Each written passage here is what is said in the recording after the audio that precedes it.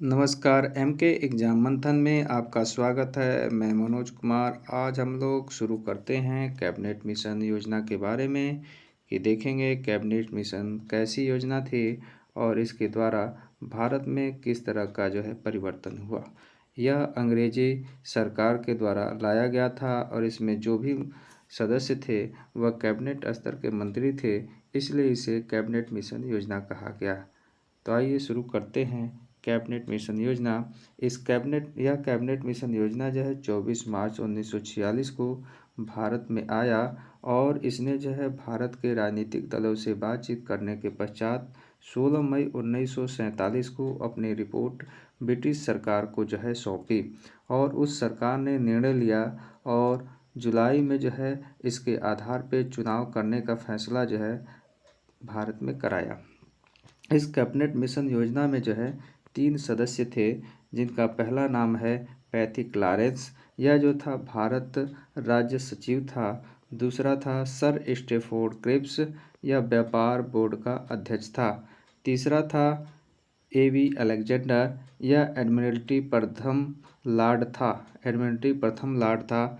तो इस तरीके से ये 3 सदस्य थे। एक कैबिनेट स्तर के मंत्री हुआ करते थे, इसलिए इसे कैबिनेट मिशन कहा गया।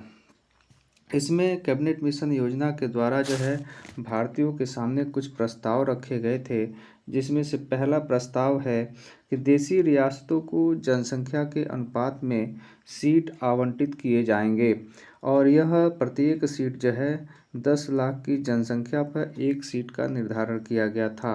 और हमारा देश जब आज़ाद हुआ था तो उस समय करीब 39 करोड़ जनसंख्या हमारे देश की थी। इस तरीके से हम देखें तो 39 करोड़ के आधार पर टोटल सीटों की संख्या 389 बनती है, यानी 389 संविधान सभा के सदस्यों का चुनाव किया जाना था। इसलिए इसमें देखा जाए तो प्रत्येक 10 लाख पे एक सदस्य चुना गया। दूसरा इसमें प्रस्ताव रखा गया कि भारत में एक संघ का निर्माण किया जाएगा, जिसमें ब्रिटिश प्रांत यानी कि जहाँ पे ब्रिटिश सरकार यानी ब्रिटिश लोग प्रत्यक्ष रूप से शासन करते थे, सरकार बनाते थे, उनके द्वारा यह ब्रिटिश भारत कहा गया। और दूसरा देशी रियासतें थी जिनमें देश के राजा महाराजा शासन करते थे, ये सारे लोग इसमें शामिल होंगे, लेकिन इनके साथ कंडीशन यह थी कि इनका निर्णय ऐच्छिक होगा, अर्थात इनका निर्णय उनके इच्छा पर निर्भर होगा कि वह संघ में शामिल होंगे कि नहीं होंगे। तो इस तरीके से यह संघ का निर्माण किया जाना था। तीसरा प्रस्ताव था कि एक अंतरिम सरकार का गठन किया जाएगा। जब तक भारत को आज़ादी नहीं मिल जाती है तब तक यह सरकार शासन व्यवस्था का संचालन करेगी, जिसका गठन 2 सितंबर 1947 को किया गया और इसमें 14 सदस्य थे। और इस सरकार का प्रमुख पंडित जवाहरलाल नेहरू को बनाया गया था। इसमें चौथा प्रस्ताव रखा गया कि सांप्रदायिक अगर प्रश्न कोई मामले आते हैं भारत में, तो उस संबंध में सांप्रदायिक मामलों को उसी संप्रदाय के द्वारा सुलझाने का प्रयास किया जाएगा। किसी दूसरे संप्रदाय के द्वारा हस्तक्षेप नहीं किया जाएगा।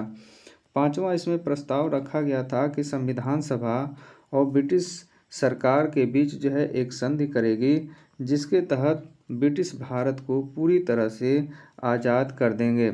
यानी कि जब संविधान बन जाएगा और उसके पश्चात भारत को आज़ाद कर दिया जाएगा, यह ब्रिटिश सरकार और संविधान सभा के एक संधि के तहत होनी थी। इसके पश्चात हम देखें कि मुस्लिम लीग जो थी वह संविधान सभा के निर्माण में भाग लेना नहीं चाहती थी, क्योंकि उसको एक ही राग अलाप रही थी पाकिस्तान की मांग को लेकर। उसे पाकिस्तान ही चाहिए। इसलिए कैबिनेट मिशन ने इसे अव्यवहारिक मानकर अघोषित कर दिया, यानी कि इसकी घोषणा कर दी कि यह अव्यवहारिक है। दूसरी तरफ भारतीयों ने इस कैबिनेट मिशन योजना को स्वीकार कर लिया।